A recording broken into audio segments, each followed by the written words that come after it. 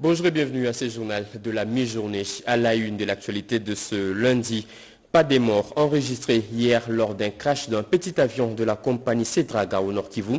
L'appareil en provenance de Goma a fait une sortie de piste à son atterrissage à l'aérodrome de Rugenda dans la ville de Butembo. L'avion avait à son bord une dizaine de passagers. Les bilans fait état des 2 blessés légers et plusieurs dégâts matériels. Les images à suivre au début de ce journal. Également au sommaire, des témoignages choquants, poignants et glaçants d'une victime de guerre d'agression rwandaise dans l'Est de la RDC. Fatou, c'est son nom. À l'âge de 11 ans, elle a vu ses parents être enterrés vivants par de rebelles. Une scène sombre qui peine à se cicatriser dans son âme. L'horreur de cette histoire vraie est interprétée par la ministre d'État en charge du plan, Judith Souminois. Le détail ici dans un instant.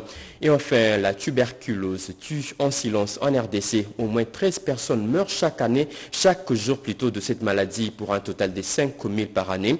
Face à cette situation, les anciens malades ont pris l'engagement de mener une série de vulgarisations contre cette maladie. Voilà tout pour le titre. Mesdames et messieurs, encore une fois, bienvenue à vous si vous nous rejoignez à la radio-télévision nationale congolaise. Je le dis à l'ouverture de ce journal, pas des morts enregistrés hier lors d'un crash d'un petit avion de la compagnie Cetraga au Nord Kivu. L'appareil en provenance de Goma a fait une sortie de piste à son atterrissage à l'aérodrome de Rugenda dans la ville de Butembo. L'avion avait à son bord une dizaine de passagers. Les bilans fait état des 2 blessés légers et plusieurs dégâts matériels. Vers une nette amélioration des conditions socio-professionnelles des enseignants congolais, le gouvernement vient de disponibiliser une enveloppe de 8 milliards de francs congolais pour cette année scolaire 2023-2024 en faveur des agents et cadres de l'EPST.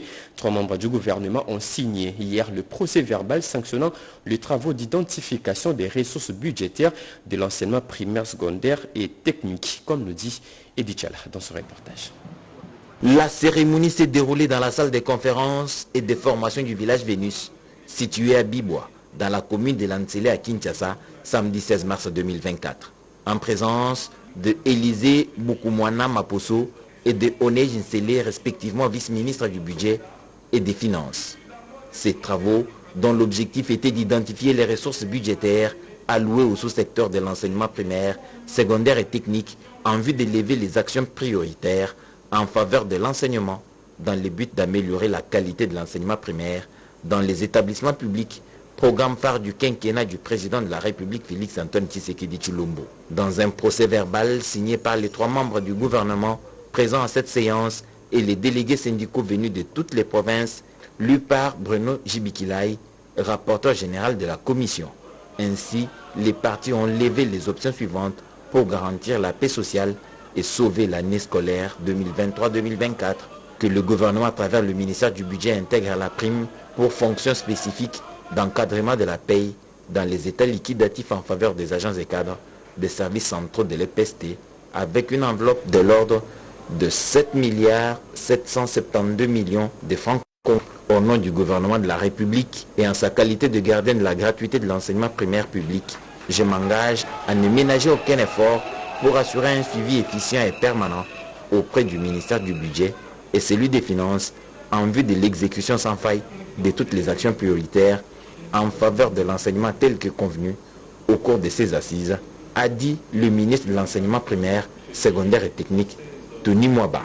Les travaux de cette commission paritaire, que j'ai le privilège de clôturer cet avant-midi, a le mérite d'être une innovation dans la mesure où il ne s'agit pas comme autrefois d'une occasion pour les banques syndicales de procéder à des revendications, somme toute, mais plutôt d'une nouvelle approche qui consiste de faire participer l'enseignant au choix des actions prioritaires intimement liées à ses aspirations. Pour le porte-parole de l'intersyndicale de l'EPST, les 2 parties ont listé les actions prioritaires à mener sur base du crédit alloué au sous-secteur de l'EPST dans le cadre de l'exécution du budget 2024.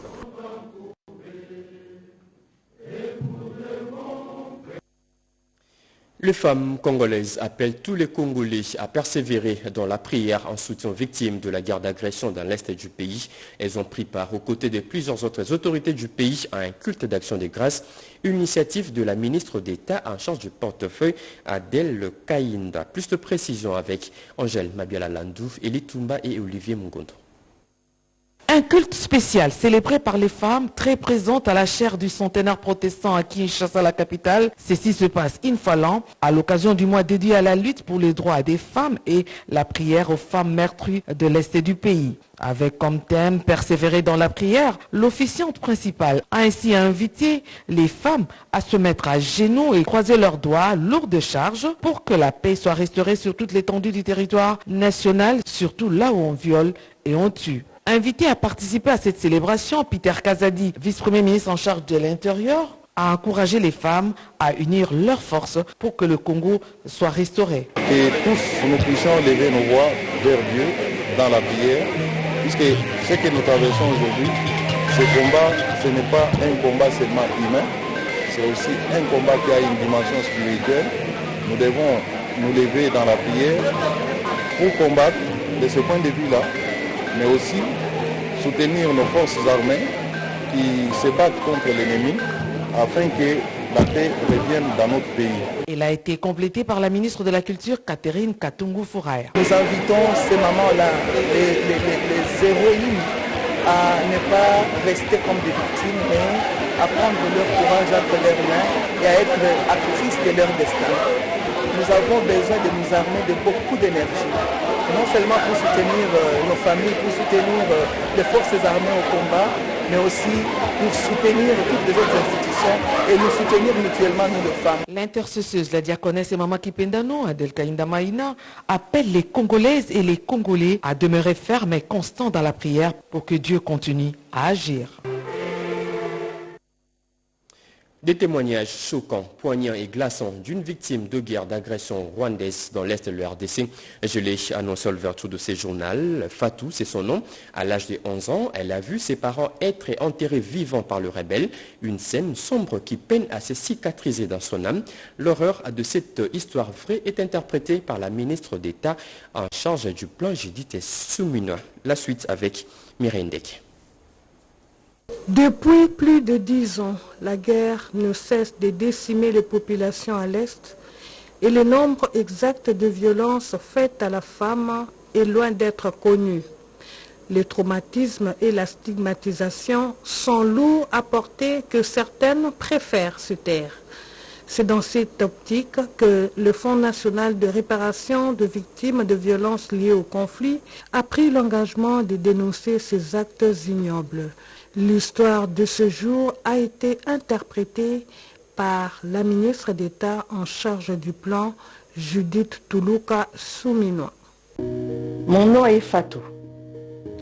À l'âge de 11 ans, j'ai vu mes parents cultivateurs perdre la vie sous mes yeux. On les a enterrés alors qu'ils étaient encore vivants. Le cri de douleur résonne encore dans mes cauchemars. On m'a torturé jusqu'à en perdre connaissance. J'en ai des cicatrices profondes sur mon corps et dans mon âme. Je me demande toujours, pourquoi moi? Qui peut me comprendre? Plus jamais seule.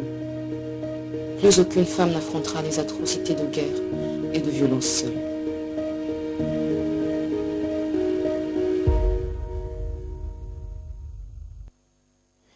Un nouvel ouvrage vient de voir le jour dans la ville de Kolwezi. Femme ne signifie pas objet, c'est le nom de ces livres qui racontent la vie conjugale d'une femme et c'est le commissaire général du gouvernement provincial du Lualaba en charge de la culture et art qui a procédé à son vernissage. Regardez. En prélude de la clôture de la campagne de sensibilisation contre les violences conjugales, un grand événement a vécu au Musée national de Kolwezi avec pour point principal le vernissage du livre « Femme ne signifie pas objet » dont l'auteur est Loïc Sando, étudiant en médecine.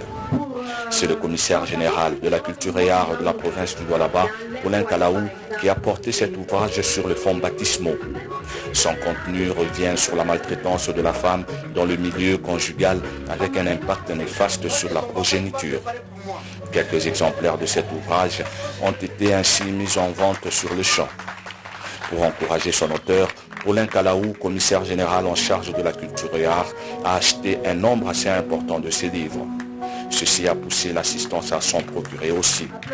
Bien avant, une table ronde avec pour thème « Investir en faveur des femmes, un défi pour mettre fin aux violences conjugales » a été organisée. Au terme de cette activité, les invités ont quitté le Musée national de Kolwezi sur une note de satisfaction. Cet événement correspond avec le mois de mars, mois dédié à la femme. Et puis, c'est triste anniversaire, 15 ans déjà, depuis que mourait Edith Lucie Bongo, épouse de l'ancien président gabonais Omar Bongo. Pour cet anniversaire, un colloque en sa mémoire a été organisé dans le pays de ses parents, au Congo-Brazzaville, plus précisément au Oyo, dans l'assistance d'éminentes personnalités féminines, parmi lesquelles la première dame de la République du Congo et du Gabon. Les RDC y a été représenté par les directeurs de cabinet adjoints du chef de l'État, Nicole Tumba Boacha. Comme nous dit Pierre Kibambe Somoïsa dans son reportage.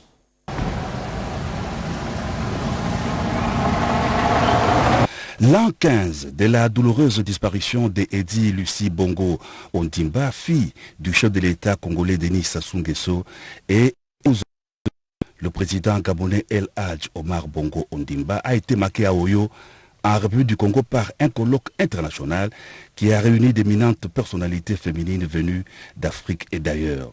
La RDC a été représentée à ces colloques par Madame le directeur de cabinet adjoint du chef de l'État en charge des questions politiques, juridiques et diplomatiques, Nicole Tumba Boacha.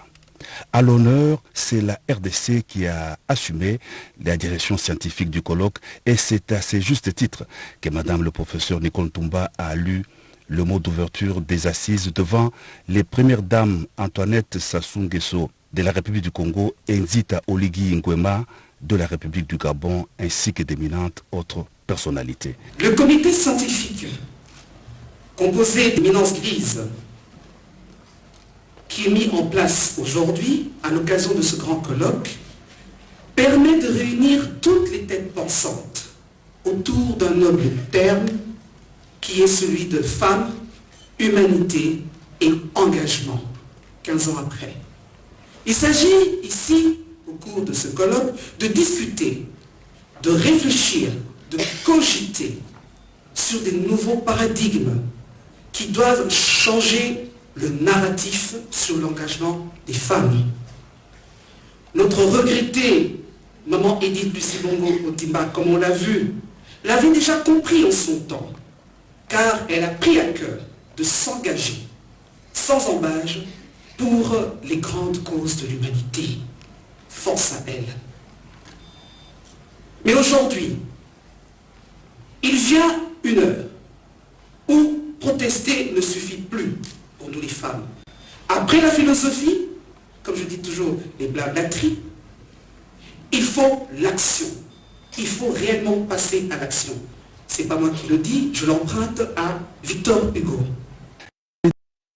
2009 à Rabat au Maroc, Edi Lucie Bongo Ondimba aura été une figure iconique de l'engagement pour les grandes causes de l'humanité, de par l'immensité de l'œuvre qu'elle a laissée à l'Afrique à travers l'organisation de Premières Dames d'Afrique contre le VIH-Sida et la Fondation Horizon Nouveau notamment. Les colloques de Oyo qui a rendu un hommage mérité à Madame Edith Lucie Bongo a été une occasion de réfléchir sur les grands axes de l'engagement féminin en Afrique et dans le monde à travers diverses thématiques.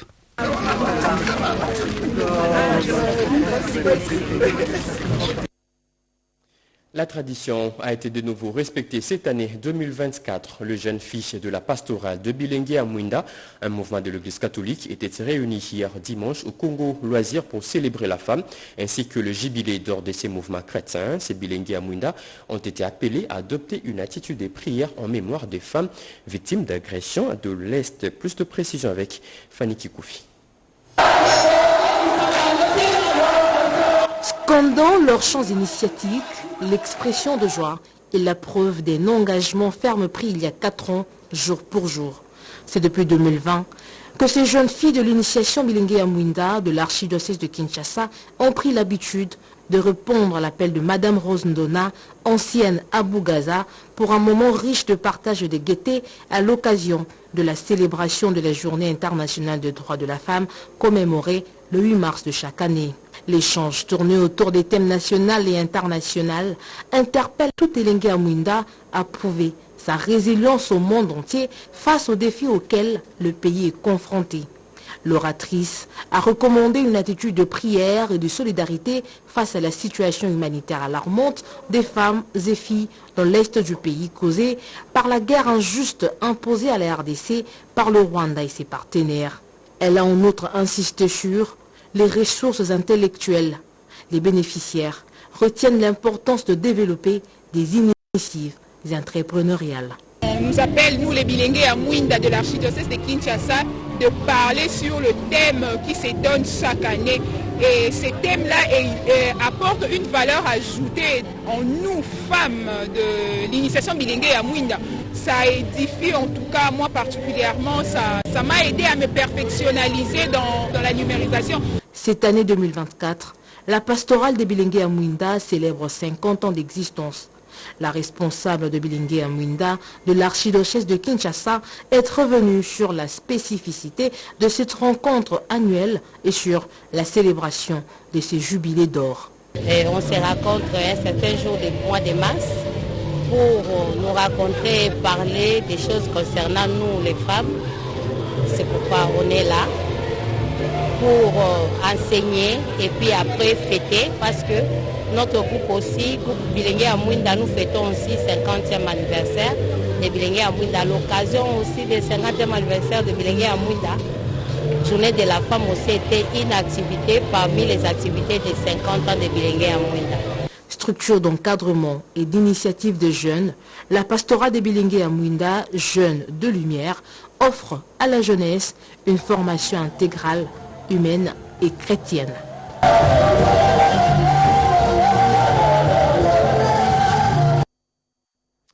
Augustin Kabouya ne briguera aucun poste au prochain gouvernement. Il est plutôt tenté par le poste du premier vice-président à l'Assemblée nationale. Le secrétaire général de l'UDPS a dévoilé ses ambitions devant les femmes et filles de ses partis présidentiels. C'était au cours d'un échange organisé pour honorer les femmes de l'UDPS. Échange au cours duquel il a aussi fustigé tous les accords signés entre l'Union européenne et le Rwanda. Alain Bikaï était sur place. C'est par une minute de silence en mémoire des femmes et filles de l'Est du pays victimes de l'agression rwandaise que le secrétaire général de l'UDPS a débuté sa communication. À l'entame, l'élu de Moamba va annoncer la mise en place d'une commission ad hoc pour la gestion des ambitions des membres de son parti désirant représenter le parti au prochain gouvernement. Saluant la proclamation des résultats définitifs des législatives nationales par la Cour constitutionnelle, Augustin Kabouya a indiqué qu'il attend la transmission de ces résultats à l'Assemblée nationale pour parachever sa mission de l'informateur. Cela ouvrira la voie à la formation du nouveau gouvernement. Abordant la situation de l'insécurité créée par les Rwandais dans la partie orientale du pays, le secrétaire général de l'UDPS fustige l'accord militaire signé par la Pologne et les Rwandais et celui signé avec l'Union européenne. Pour l'honorable Augustin Kabouya, les parrains des pillages des non-minéraux et des génocides congolais sont connus de tous et ils veulent maintenir le pays de Félix Tshisekedi dans cet état, mais le peuple se défendra. Concernant l'instabilité économique que connaît la République démocratique du Congo, l'émissaire politique de Félix Antoine Tshisekedi Tshilombo précise que cette situation est due à la guerre d'agression rwandaise. L'ego de notre budget national est affecté à l'achat des armes pour défendre le pays, a-t-il renchéri. À la question de ses interlocutrices sur sa probable entrée au gouvernement, le député national a réitéré sa position d'occuper le poste du premier vice-président de l'Assemblée nationale pour servir son pays. Le mois de mars oblige le numéro 1 de l'UDPS à encourager la gente féminine de son parti à soutenir le chef de l'État, champion des masculinités positives qui ménage aucun effort pour la promotion de la femme. L'un des plus gros chantiers de réhabilitation du bâtiment des Homes des étudiants de l'Institut supérieur des arts et métiers vient de s'achever. 54 ans après sa construction, ce bâtiment porte une nouvelle robe. Il a été inauguré par la directrice générale de cet alma mater, comme nous disent Béatrice Chako et Moké Maluma dans ce reportage. Tout est bien qui finit bien, dit-on. Enfin, le bâtiment construit depuis plus de 50 ans pour l'hébergement des étudiantes internes de l'Institut supérieur des arts et métiers ISAM Kinshasa revêt l'aspect d'un bijou après sa réhabilitation, offrant un meilleur confort. C'est un renouvellement obtenu grâce aux efforts consentis par l'actuel comité de gestion piloté par le professeur Florence Mbiamwadiwa Mulumba, DG de l'ISAM Kinshasa. C'est une question de volonté parce que dans le budget de tous les établissements, il y a une rubrique qu'on appelle effort de construction. Alors nous avons consenti de retenir cet effort de construction pour rénover ce bâtiment qui était dans un état de délabrement très avancé. Monsieur l'abbé Mavakala a imploré la présence de Dieu dans ces lieux avant l'occupation par les étudiants. Cela prouve qu'on a le sens de la responsabilité. Vous savez aussi ce que Dieu veut, femme veut. Et la femme c'est l'ordre, la femme c'est la discipline. Les filles à qui on lègue cet héritage pour qu'elles comprennent ce pourquoi elles viennent ici. La secrétaire académique de l'ISAM loue ce travail de titan pour la réhabilitation de ces hommes avec le fonds propre de l'ISAM. Nous savons faire la différence entre les sacrifices que le comité de gestion actuel, sous l'impulsion du directeur général, la reine sœur Florence Mbié, a pu donner comme bijou à nos étudiants. La présidente des étudiants de l'ISAM Kinshasa se réjouit pour ce beau bijou. Nous sommes très contents parce que là, on voit que le logement se fera maintenant d'une très bonne manière, dans de très bonnes conditions. Enfin, les étudiants de l'ISAM Kinshasa passeront des bons moments d'études et de repos au sein de cet alma mater. Les travaux de réhabilitation de la route Ngouma dans la commune d'Ngaliema traînent encore les pas. Sur le chantier, rien n'évolue, constaté par les gouverneurs de la ville Jean-Tiningo Bilambaka lors de sa visite d'inspection. L'exécutif provincial était aussi tour à tour dans la commune de Kintambo et Kalamou pour évaluer certains travaux réalisés dans quelques chantiers. William Tunakov et Fiston Mounouma étaient dans sa suite. Visiblement très déterminé à booster les travaux de modernisation de la voirie urbaine de Kinshasa qui tourne au ralenti suite entre autres à certaines difficultés d'ordre technique rencontrées sur les terrains par l'entreprise Aron, Sefou et Sarel tels que les réseaux de la SNEL et la fibre optique. Le gouverneur de Kinshasa, Jean-Tiningo Bilambaka, a effectué samedi 16 mars 2024 une descente sur le chantier de l'avenue Ngouma dans la commune de Ngaliema en passant par l'avenue Boboliko à Kintambo pour chuter sur les chantiers de l'aménagement du parc baptisé Parc Ngobila en aval du pont Bongolo dans la commune de Kalamou. Les travaux avancent, mais pas comme j'aurais voulu. Nous sommes venus pour essayer de voir la possibilité de les booster un peu. Nous avons discuté avec les différents responsables de l'entreprise AES. Et ici, nous travaillons avec l'entreprise Moderne Construction, ici au parc, ainsi que le pont et les canals qui longent donc le parc ici. Et nous espérons que les travaux d'ici la fin du mois ou bien le début du mois prochain pourront se terminer. Concernant la construction du nouveau marché de Kinshasa, d'une capacité de plus de 80 000 étals, 650 magasins, 40 chambres froides et de parking, le premier citoyen de la ville de Kinshasa a rassuré les Kinoises et Kinois que les travaux sont presque achevés. Il ne reste plus que son inauguration d'ici fin avril prochain. Quel est l'impact de la mondialisation dans la partie est de la RDC? Le membre du département d'histoire de l'ISP Chikapa se sont longuement étalés sur cette question au cours d'une journée scientifique organisée par le secrétaire général chargé de recherche scientifique, Franklin Eclair Kalombo, pour d'autres précisions. Cette conférence débat riche en potentialités s'est étalée sur 3 aspects, à savoir politique avec le chef des travaux Mwamba Moussansa, économique avec le professeur Casimir Machingunza, anthropologique et épistémologique avec le professeur ordinaire Tumbamwena Mwanza.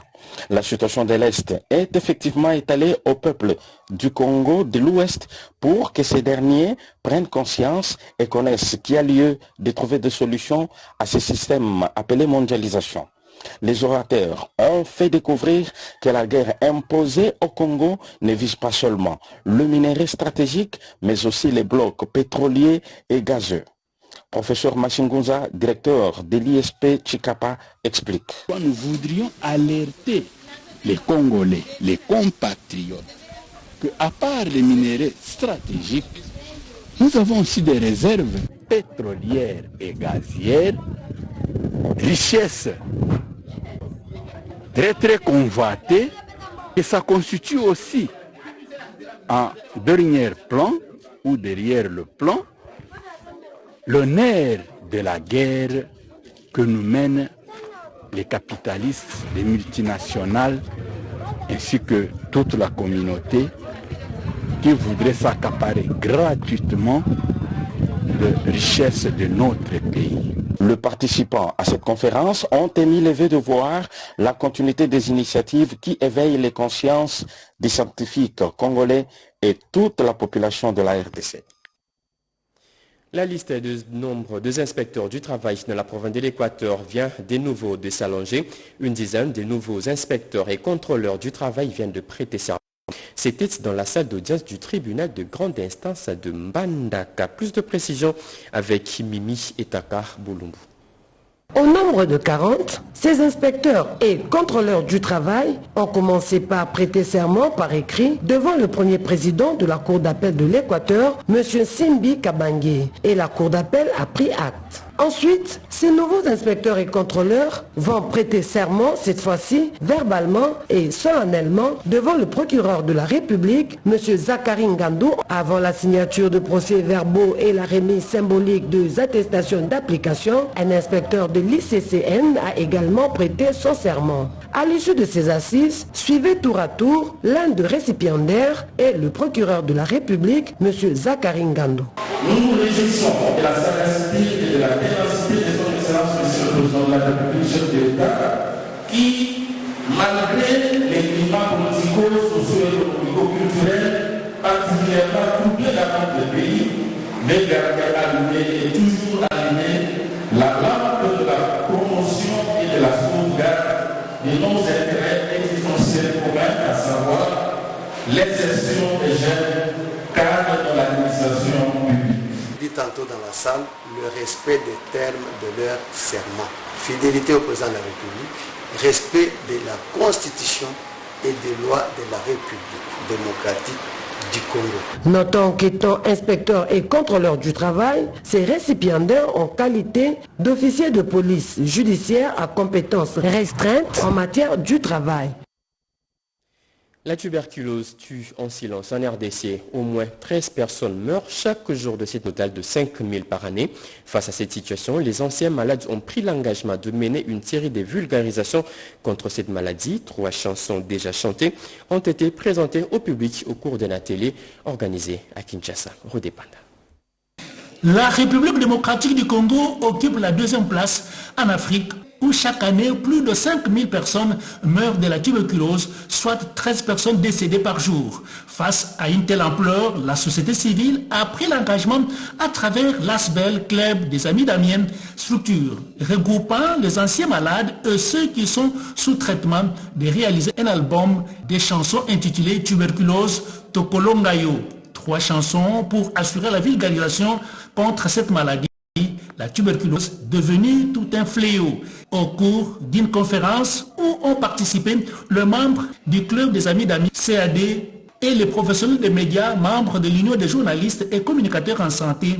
De l'autre, le message d'interpellation a été lancé. À l'introduction de l'activité, le secrétaire général du Club des Amis d'Amiens, Maxime Lunga, a expliqué à l'assistance la lutte que mène le Club des Amis d'Amiens durant une vingtaine d'années, d'où il faut un soutien par ce support musical dont les clips Présenté devant le public, l'ambassadeur de lutte contre la tuberculose, l'artiste Jos Diena, a exhorté les journalistes à la sensibilisation et pour boucler la boucle des interventions, le président de l'UJISA, Michel Kiapamen, en qualité de partenaire, a demandé à ses confrères de marteler sur la maladie qui continue de tuer dans le silence. Avant nous, c'était des traitements de 24 mois. Moi, quand j'étais malade en 2000, c'était déjà 8 mois de traitement. La durée de traitement diminue. Donc même les scientifiques évoluent avec leurs recherches et donc en 6 mois on est guéri de la tuberculose, on oublie cette histoire. Donc ce n'est pas une fatalité. Le secrétaire général et l'ambassadeur de lutte contre la tuberculose ont insisté, comme pour dire, c'est sur fonds propres que cet album a été enregistré et il faut signaler l'apport technique de l'artiste Jos Diena. C'est fini pour ce journal de la mi-journée. Mesdames et messieurs, ce journal a été coordonné par Mireille Ndeke, réalisé par Evelyne Ikulamba. Patrick Kobapuila, la partie technique a été assurée par Eric Djoke, Nzengele Bassosa, Mukau Elme, Mimintimba et Julie Kaindo. Merci de nous avoir suivis. L'actualité continue sur nos antennes. Retrouvez à 19h Doris Mozo, 20h Guy Matundu. Moi, je reviens demain à la même heure. Au revoir.